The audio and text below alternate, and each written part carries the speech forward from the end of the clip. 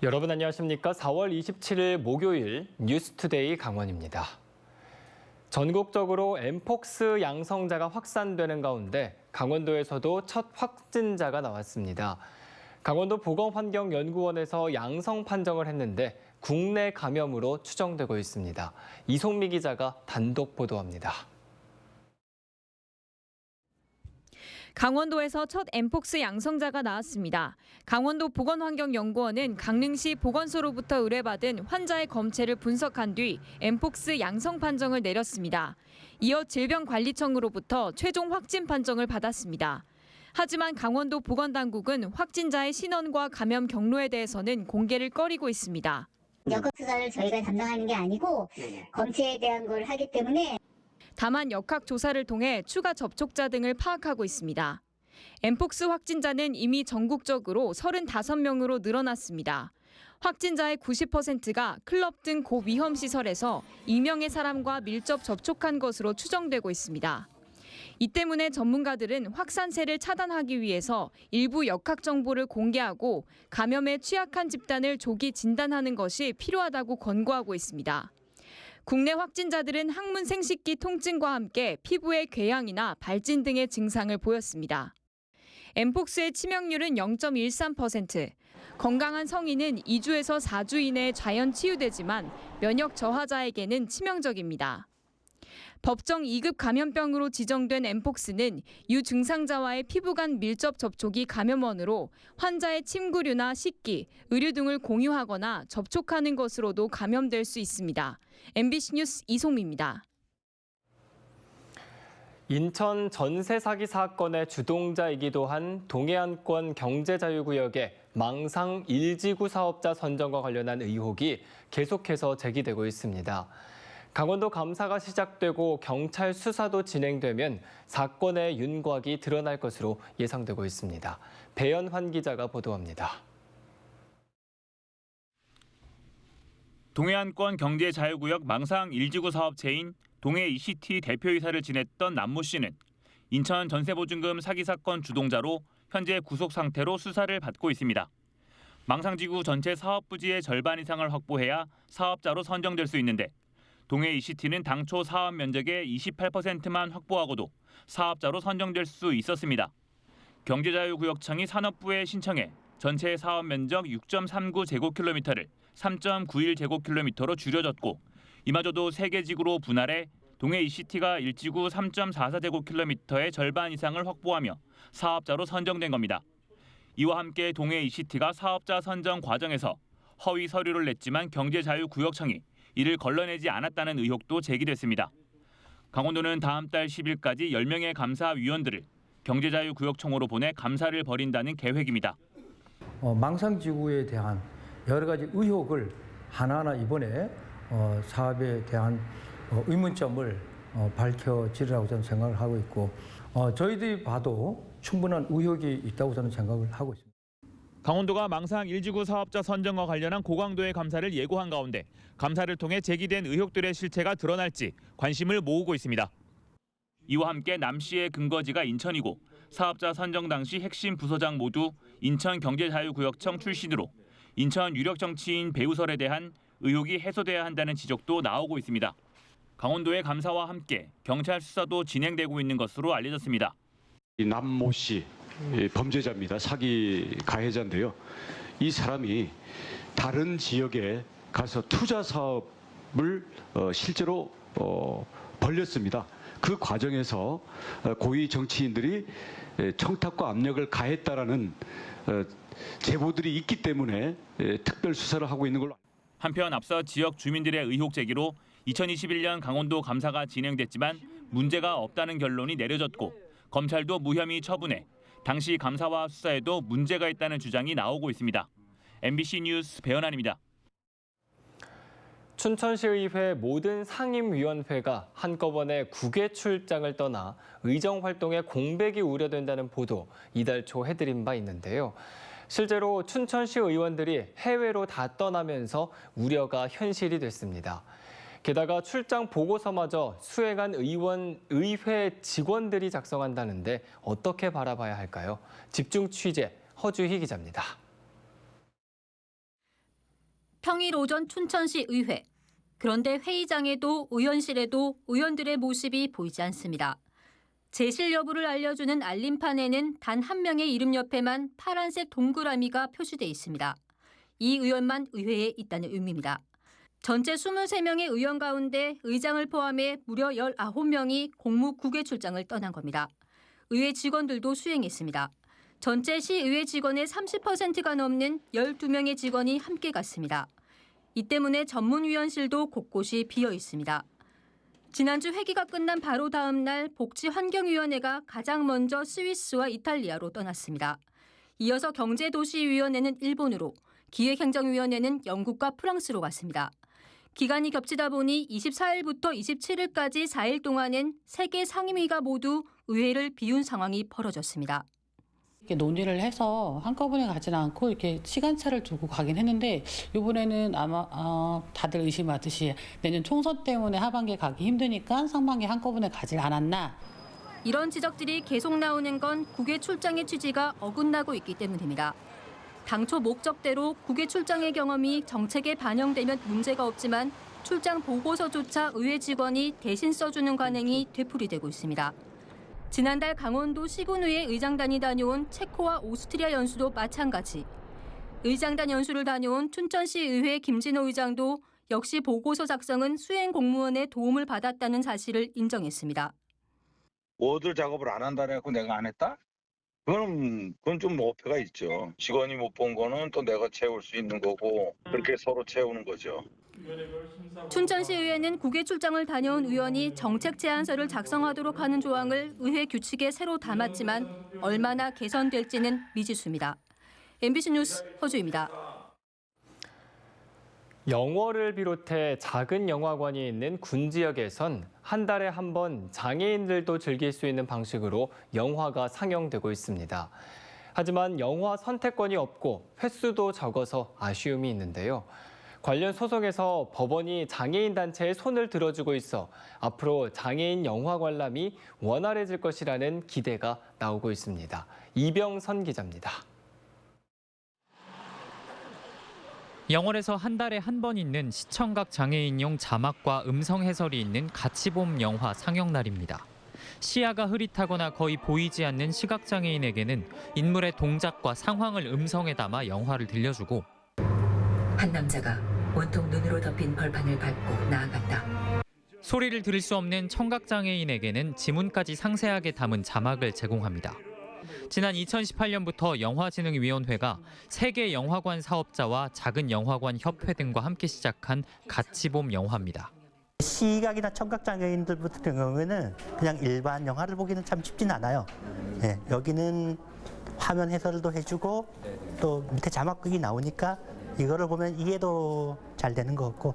강원도에 있는 13개 상영관에서 각각 한 달에 한 편, 한 차례꼴로 상영이 되는데 횟수나 영화 선택권이 충분하다고 볼 수는 없는 실정입니다. 이 때문에 지난 2016년 장애인 단체 등이 영화관 사업자를 상대로 차별구제 소송을 제기해 현재 상고심이 진행 중입니다. 지금까지는 장애인 단체가 부분 승소했는데 300석 이상 상영관이나 객석 합계가 300석을 넘는 멀티플렉스의 한 개관에서 연간 상영분 가운데 3% 횟수만큼 화면 해설과 자막을 제공하라고 재판부는 판시했습니다. 하지만 별도 시설을 설치할 필요 없이 모든 관객이 화면 해설과 자막을 듣고 보는 개방형 방식이라면 객석의 숫자로 장소를 제한할 필요가 없고 개인별 장비를 제공하는 폐쇄형 방식이라면 횟수를 제한할 필요가 없었다는 게 소송을 제기한 측의 설명입니다. 이 개방형 상영 방식과 폐쇄형 상영 방식의 문제를 좀 두루뭉술이 적용해서 일괄적으로 장소와 횟수를 동시에 제한한 한계가 있습니다. 장애인 영화 관람 권리를 확대한다는 법원 결정에 따라 영화진흥위원회도 개방형과 폐쇄형 방식을 결합하는 걸 고려하는 걸로 알려졌습니다. 이미 부산국제영화제 등에서는 오랫동안 이 같은 장비가 운영됐기 때문에 기술적인 어려움은 없습니다. 법원의 최종 결정만 나오면 속도감 있게 진행될 걸로 기대됩니다. MBC 뉴스 이병선입니다. 화천군 한안면과 화천읍을 잇는 신설 화천대교의 착공식이 열렸습니다. 그간 기존 화천대교가 낡고 좁아 주민 불편이 끊이지를 않았는데요. 주민들은 새로운 화천대교가 지역의 꽉 막힌 교통 흐름을 뚫어줄 것으로 기대하고 있습니다. 이승현 기자가 취재했습니다. 화천읍과 한안면을 잇는 화천대교입니다. 38년 전 군사 목적으로 만들어졌습니다. 그러나 오래전부터 화천읍으로 들어가는 핵심 교통로입니다. 하지만 진출입로가 좁고 시설은 낡아 새 다리를 만들어야 한다는 요구가 끊이지 않았습니다. 결국 접경지역 특수상황 개발 사업에 선정된 지 7년 만에 새 다리가 건설됩니다. 기존 화천대교 바로 옆에 새로운 화천대교를 짓습니다.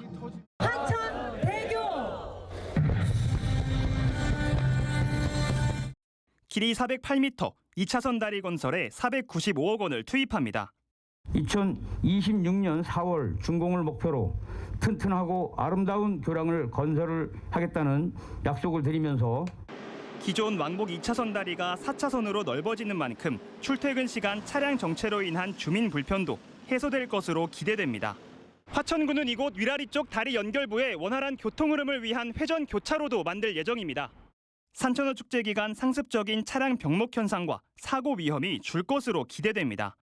또 대형 소방차의 교량 진출입도 쉬워져 응급 사태에 따른 대응 능력도 높아질 전망입니다. 이 다리를 통행하는 모든 국군 용사들이나 화천 군민, 대한민국 모두 국민들이 평안하시고 안전하시는 주민들도 수건 사업이 추진되는 만큼 반가움을 감추지 않고 있습니다. 우리 화천 발전에 큰 계기가 됩니다. 아주 국민들 속을 아주 시원하게 하는 좋은 사업으로 우리가 여기고. 신설 화천대교는 오는 2026년 준공됩니다.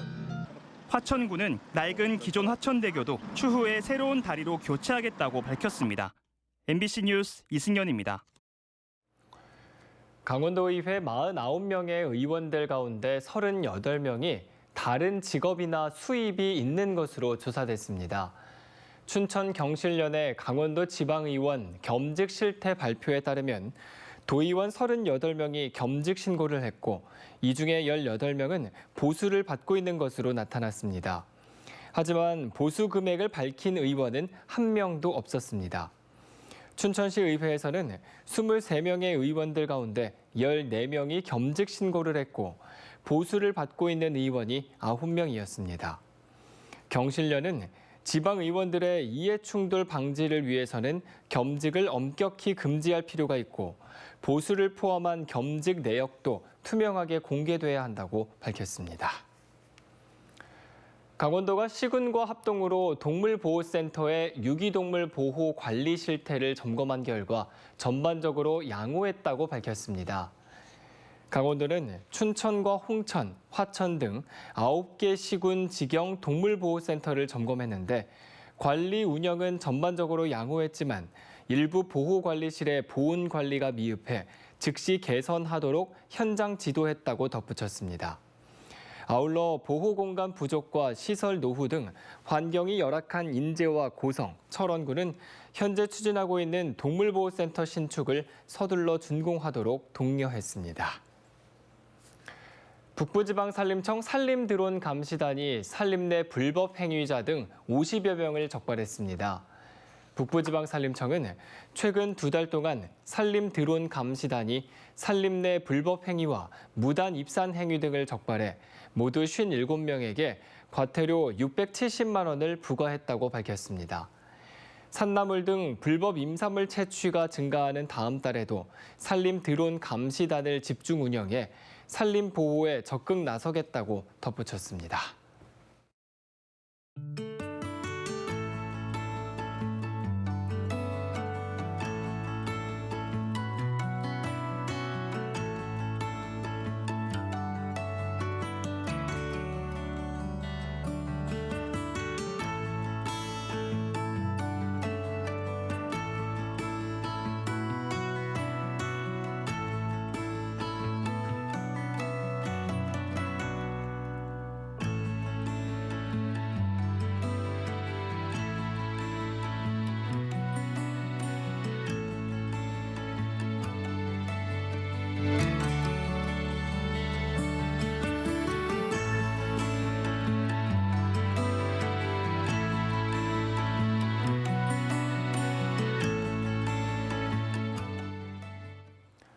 국방부가 강원도 접경 지역과의 상생을 위해 장병 특식 사업을 이달부터 본격 추진합니다.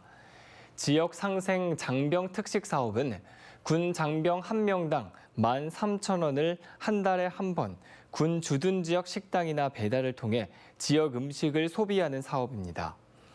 국회 국방위원장인 한기호 의원에 따르면 국방부는 세부 집행 방법을 마련하고 이달부터 사업을 시작한다며 강원도에는 85억 원의 예산이 집행될 것으로 전망됩니다. 신흥사와 낙산사 등 국가지정문화재 관람료가 다음 달 4일부터는 없어질 전망입니다. 대한불교 조계종은 개정된 문화재보호법 시행에 따라 국가지정문화재의 문화재 관람료 감면 비용을 정부 예산으로 지원함에 따라 국보, 보물 등 국가지정 문화재를 보유한 조계종사나 65개 사찰의 문화재 관람료를 면제한다는 방침을 정했습니다. 정부는 올해 문화재 관람료 감면을 지원할 예산 419억 원을 확보했고 도내에선 신흥사와 낙산사, 월정사 등의 입장료가 면제될 전망입니다. 강원도의 음주율이 전국에서 가장 높은 것으로 나타났습니다.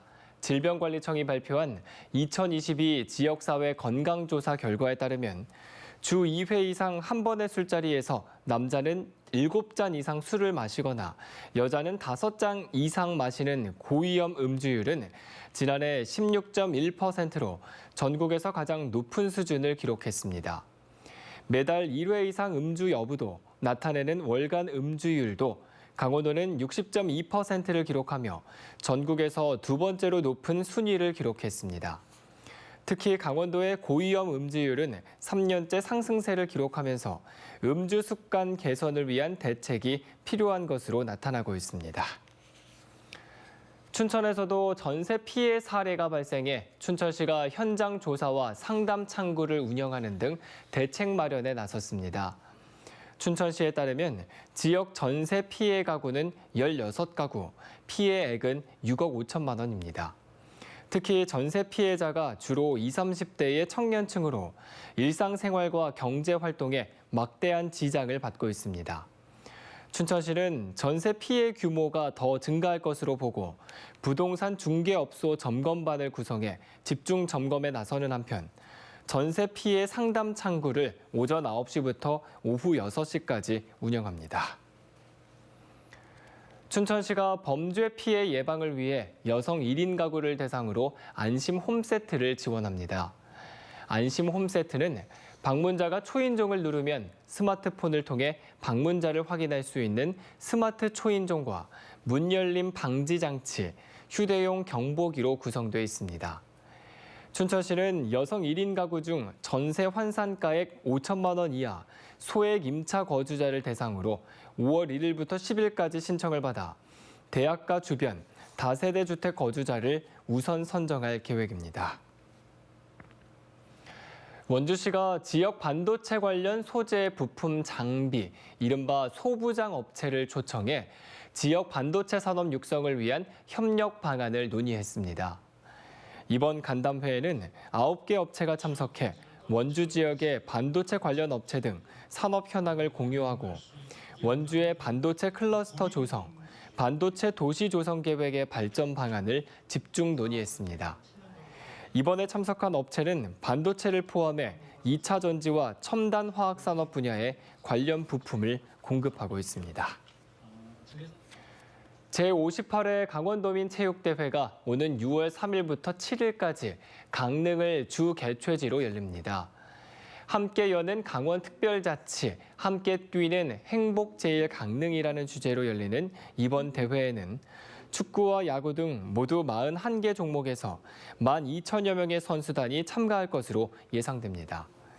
강릉시와 강원도체육회는 제58회 강원도민 체육대회 준비상황 보고회를 개최하고 코로나19 이후 4년 만에 정상적으로 열리는 이번 도민체전의 성공 개최를 다짐했습니다. 이달 초에 발생한 강릉 산불로 위축된 강릉 지역 관광 활성화를 위한 수도권 홍보 캠페인이 열렸습니다. 강원도는 어제 서울 롯데호텔에서 열린 한국관광상품개발상담회에서 강릉 산불 피해 지역 방문과 동해안 관광상품 개발을 호소했습니다. 이어 서울 을지로 입구역과 명동에서 산불 피해 지역인 강릉으로 여행 와줄 것을 호소하는 가두 캠페인을 벌였습니다. 참석자들은 강릉으로 여행 와주는 것이 최고의 자원봉사라는 점을 강조했습니다. 강원농협 로컬푸드 모교 직거래 장터가 오늘 개장합니다. 30년째 열리고 있는 직거래 장터는 오늘 개장식을 시작으로 매주 목요일 강원농협 지역본부 앞에서 열립니다. 춘천에서 재배하고 수확한 채소와 과일, 쌀과 홍삼, 육류 등을 비롯해 강소농이 생산한 농특산물도 판매합니다. 오늘 개장식에서는 강원특별자치도 성공을 기원하면서 백설기와 강원 우유를 무료로 증정하는 행사가 진행됩니다. 오는 6월 18일부터 강릉 단오제가 열리는 가운데 신주를 빚기 위해 쌀을 모으는 신주미 봉정 행사와 단오 등표 접수가 강릉 지역 읍면동 주민센터에서 진행됩니다. 다음 달 19일까지 읍면동 주민센터에 3kg의 쌀을 내면 되고 단오 등의 소원지를 부착하는 단오 등표도 함께 접수합니다. 읍면동에 신주미를 접수하지 못할 경우 5월 22일부터 24일까지는 강릉 단오제위원회와 7사당, 온라인을 통해 신주미 봉정에 참여할 수도 있습니다. 지난해는 일상회복 분위기 속에 4천여 세대에서 80kg 기준 142가마의 쌀을 모은 바 있습니다. 홍천 산나물 축제가 내일부터 사흘 동안 도시산림공원 토리숲에서 열립니다. 축제장에는 산나물 판매장과 향토 음식점, 홍천 농특산물 판매장이 마련되고 산나물 모종 나눔과 천연 염색 체험, 한방 체험 등 다채로운 프로그램이 진행됩니다. 특히 이번 산나물 축제에서는 강릉 산불 피해를 돕기 위해 축제 기간에 강릉을 방문한 영수증을 제시하면 명이나물과 곰취가 들어있는 산나물 팩을 무료로 나눠줍니다. 영월군이 최근 늘어나고 있는 도보 여행객을 위한 여행객 쉼터, 이른바 트래블 라운지를 운영합니다. 영월역 앞 문화센터로 활용되던 과거 진달래장 1층을 여행객 쉼터로 탈바꿈하고 내부에 짐 보관소와 공공 와이파이, 휴대전화 충전소, 안내 책자를 마련했습니다. 영월군은 단종 문화제가 열리는 오는 28일부터 여행객 쉼터를 본격 운영하고 연중 오전 9시부터 오후 6시까지 문을 엽니다. 인제군이 일상생활 곳곳의 위험 요소를 사전에 해소하기 위해 국가안전대전환 집중점검을 추진합니다. 올해 점검은 공동주택, 상하수도시설, 노후교량 등 190곳을 대상으로 실시합니다. 이상으로 뉴스투데이 강원을 마칩니다. 시청해주신 여러분 고맙습니다.